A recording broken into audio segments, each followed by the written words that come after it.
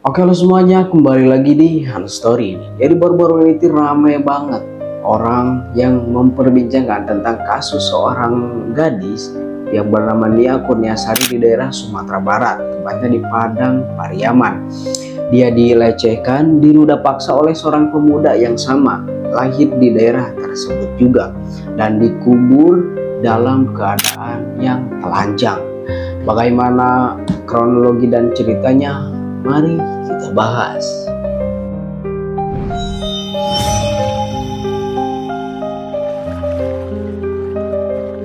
Oke, sebelum ke kronologinya, bagaimana si Nia itu bisa dilecehkan dan diruda paksa oleh seorang pemuda yang sama di daerahnya, kita akan membahas sedikit dulu tentang profil si Nia ini dan latar belakangnya. Jadi si Nia ini itu berusia sekarang 18 tahun. Dari SMP dia berjualan gorengan. Dia membantu ekonomi keluarganya karena bapak Nia itu sama ibunya udah pisah sejak Nia masih kecil sekali. Jadi tidak ada yang menopang perekonomian keluarganya. Jadi dia itu sejak kecil menjadi tulang punggung keluarganya. Baik sekali, walaupun dia masih kecil, masih sekolah, masih di bawah umur. Nah, jadi di rumahnya itu dia tinggal cuma 3 orang, ibunya, kakaknya, dan dia.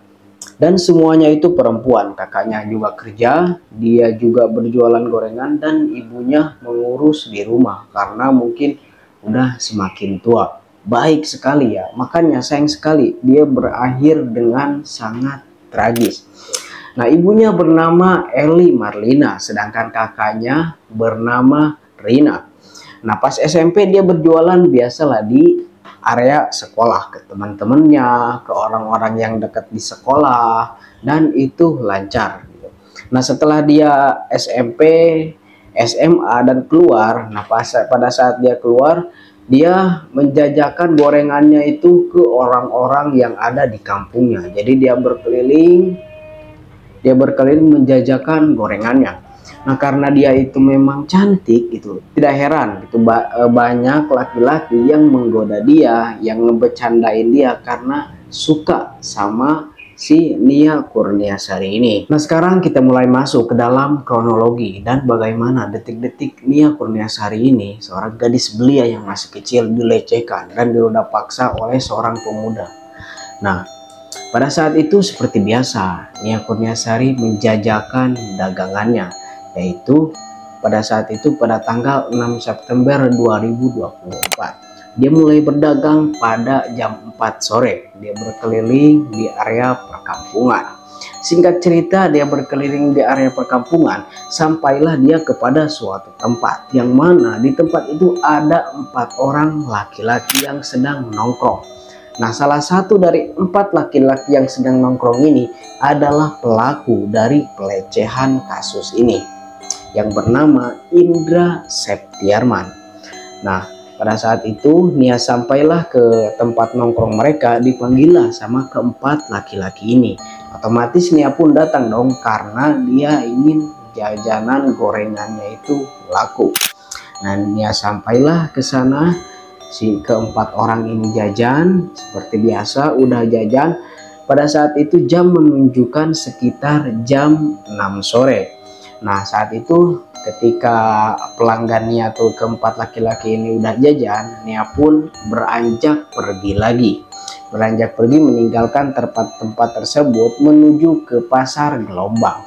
Nah, tidak lama dari itu salah seorang dari keempat laki-laki yang lagi nongkrong itu, nah kebetulan pada saat itu hujan guys.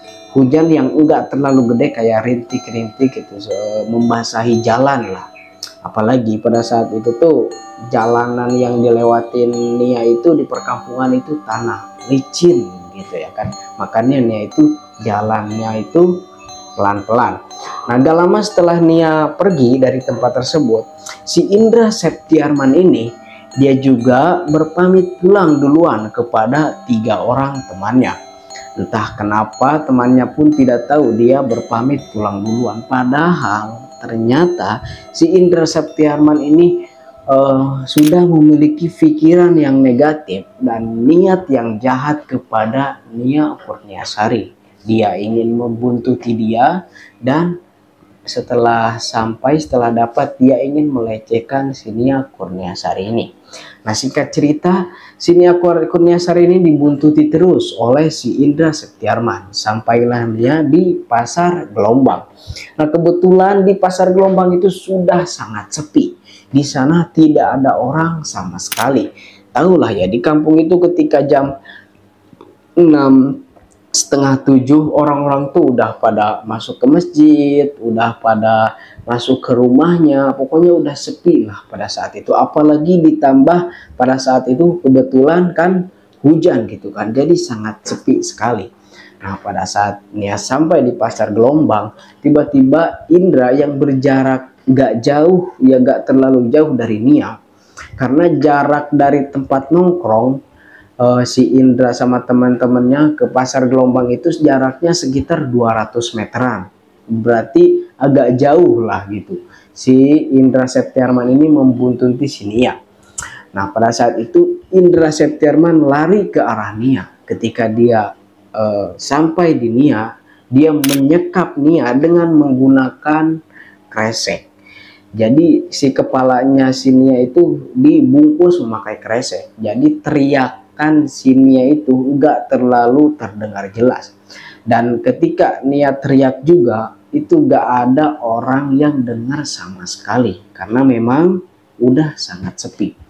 Nah, setelah itu Nia diseretlah ke suatu tempat, ke perkebunan di samping pemakaman. Udah jelas sekali ya, itu tempat pasti sangat sepi sekali.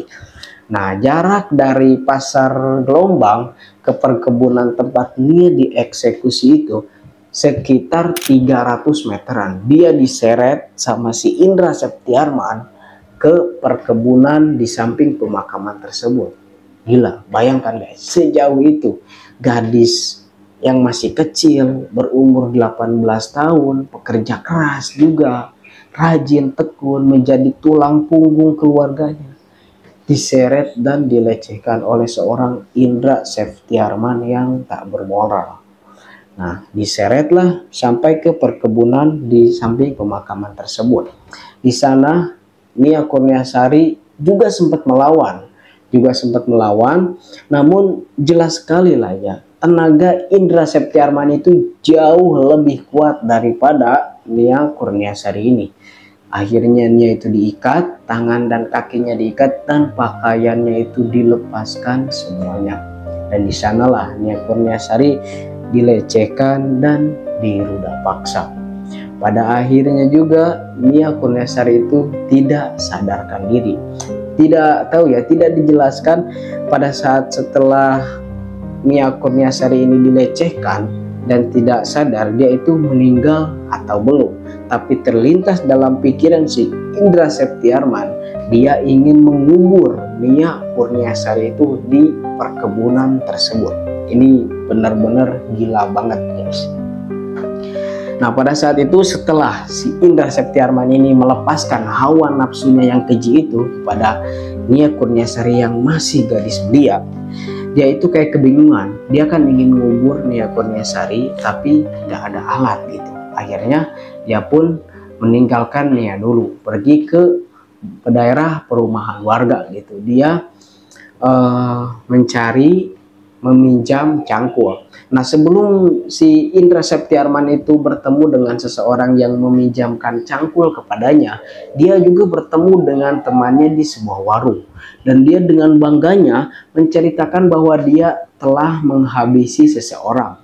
Tapi tidak dijelaskan siapa yang dihabisi oleh si Indra Septiarman itu. Jadi tuh dia tuh kayak bangga gitu, udah menghabisi seseorang. Entahlah, dia bangga dengan kejahatannya gitu. Aneh sekali ya. Nah, si Indra Septiarman itu mencari cangkul dan ketemulah sama salah satu warga yang mau meminjamkan cangkul ke Indra Septiarman ini. Dibawalah cangkul tersebut kembali ke Nia dan Nia dikubur di perkebunan tersebut. Ditutupi tanah dan di atas tanahnya itu ditaburi dengan daun-daun, rumput-rumput, dan juga ranting-ranting pohon supaya tidak ada curiga kalau misalnya ada orang yang lewat ke sana bahwa di bawah itu ada jasad seorang wanita gadis belia.